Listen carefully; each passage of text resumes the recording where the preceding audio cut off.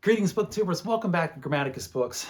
And today we're going to be talking about the military science fiction classic Armor by John Steakley, published in 1984, which owes an immense debt of gratitude to Robert A. Heinlein's Starship Troopers from 1959. And in fact, if Robert A. Heinlein hadn't written Starship Troopers, I'm pretty certain that there wouldn't be an Armor. You could almost call this book Starship Troopers 2.0, although it is very different in tone and character from Starship Troopers. And I think that is in large part because John Steakley wrote this after the Vietnam War experience in the United States, whereas Robert A. Heinlein was writing after World War II. And I think those two differences, those two different experiences with the immediate wartime scenarios that were going on in those authors' lives come out starkly here in Armor. It is far more cynical, far darker than Starship Troopers. So the book, written in 1984, it's his debut novel. It is a story of intergalactic war between humanity and a race of bugs, and the entire book takes place. Well, that's not true. The book starts off on an alien world called Banshee, and you're introduced immediately to your main character, who is Felix, who is part of this fleet, this interstellar fighting force that has been sent there, suited up in their power suits, and he's a powered armored scout in his black scout armor, and he's being sent down for the very first attack on Banshee in the initial fight of the Ant War. And that's where the book picks up. So I'm going to go over the book. I'm going to go over the three main phases of the book, the three main acts, and then I'm going to give you guys my thoughts on it here in 2024 versus when I read it originally as a teenager. There will be some spoilers, so you've been warned. So the book starts off, and they are going down for the very first invasion of Banshee with an armored force that is attacking this world that is inhabited by the ants. And this is known as the Ant War. And it is very similar. Think Operation Bughouse on Klendathu with Starship Troopers. And it's a total disaster, just like Klendathu. But Felix survives. And the reason that Felix, the main character, survives is because once he goes into battle, he realizes that he has an alternate personality that comes and takes over his brain. It shuts down his normal brain waves. It comes into play, and he refers to it as the engine. And what the engine is basically a tactical battle computer that switches on in his brain. Self-wired, it's not some type of modern insert, it's no technology involved. It's just an alternate personality that emerges that analyzes every tactical situation from the most logical standpoint and then comes up with the optimal solution for him to survive that tactical situation.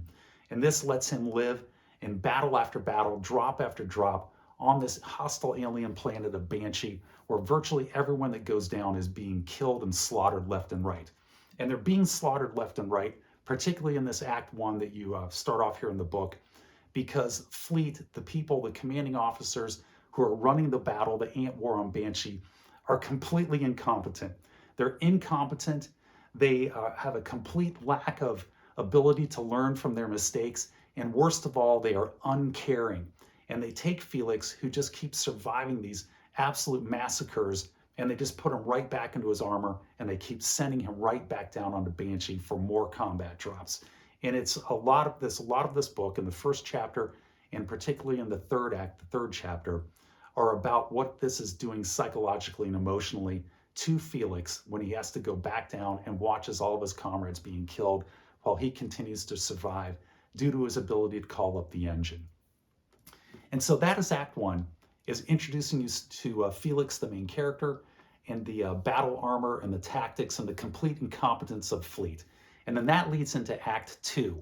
And Act 2 shifts gears completely, much like Act 2 in, or the middle section, there of Starship Troopers. Pardon me while I put that back up. It shifts gears, and suddenly you're not with Felix anymore. You're with the second character in this book, whose name is Jack Crow. And Jack Crow is a space pirate, and he has just been broken out of prison, and then he's taken on board a ship by another. That just does not really want to stay up there. Stay. All right, back to the video. So Jack Crow is taken on board a space pirate ship by another space pirate, who is a very evil, villainous space pirate. And he sends Jack Crow down onto a separate planet that is being run by an individual.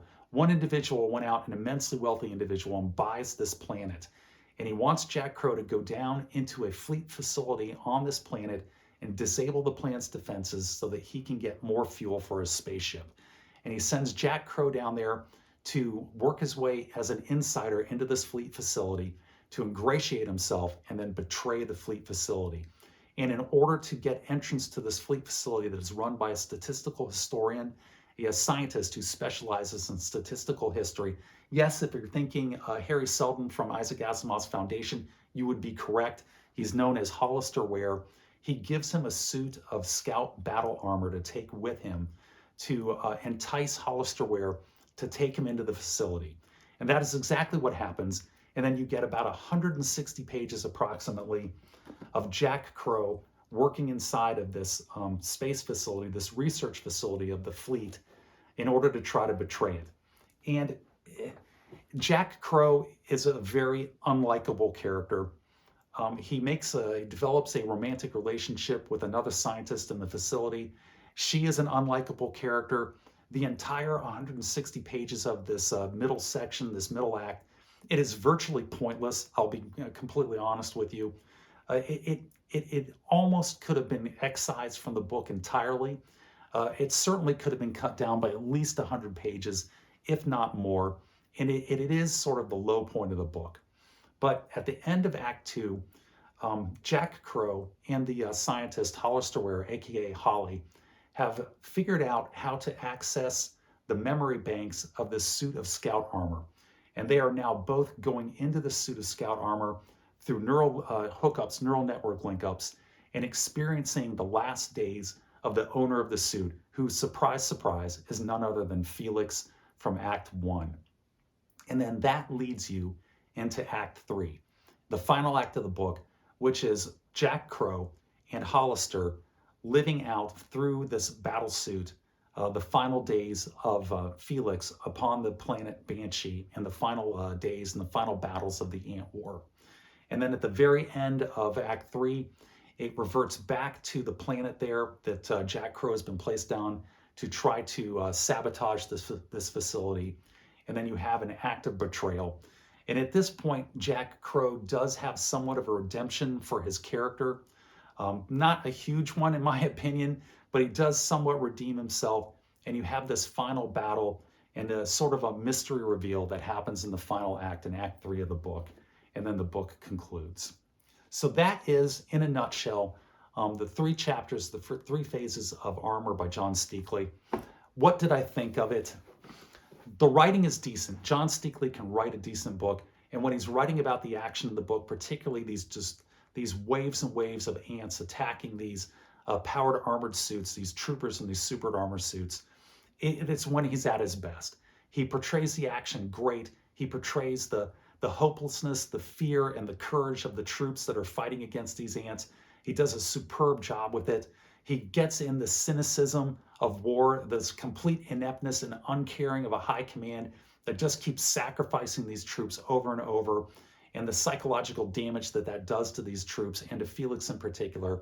He really can bring that home, and he writes it very well. However, when he's not writing about the combat, when he's going through this entire Act 2 with Jack Crow, the writing isn't quite as good. And outside of Felix, the main character, there are no characters in this book that really have any depth, that really are very interesting at all. They're not interesting, and they're unlikable. And it is a big weak point, in my opinion, in this book. The bottom line is, I think, that had John Steakley had a different editor for this book, if he had had a more aggressive editor who had gone out and told him to take that second act of the book there, where you get the introduction of Jack Crow, and cut that down to somewhere between 20 to 40 pages instead of about 160, I think you would have resulted with a much, much better book than the one that you got here with John Steakley's 426 some pages. Let me give you a final count here. Bear with me. 426 than the 426 pages. This would have been a much, much better book if it had clocked in at about 300 pages instead of the 426 that it actually was. So that's it. It's just a very much darker, more cynical version of Starship Troopers. It has its good points. It has its strong points. It has great action. It has very good Action, particularly when it's tied to its main character, Felix, who is a very likable and identifiable character. But outside of that, it just breaks down, particularly in that whole middle section. So if I had to rate this on a scale of 1 to 10, with all the good parts and all the bad parts taken together, I think I would give this probably a 7. That's my rating on it. I know there's a lot of people who like this book quite a bit. I get a lot of comments on it here on the channel, particularly when we're talking about Starship Troopers and Robert A. Heinlein. People bring this one up and ask me to review it. So I'm afraid I'm about to get flamed down in the comments section, but I would love to hear what you guys thought of the book. If you differ, if your opinions differ from mine, I do enjoy that.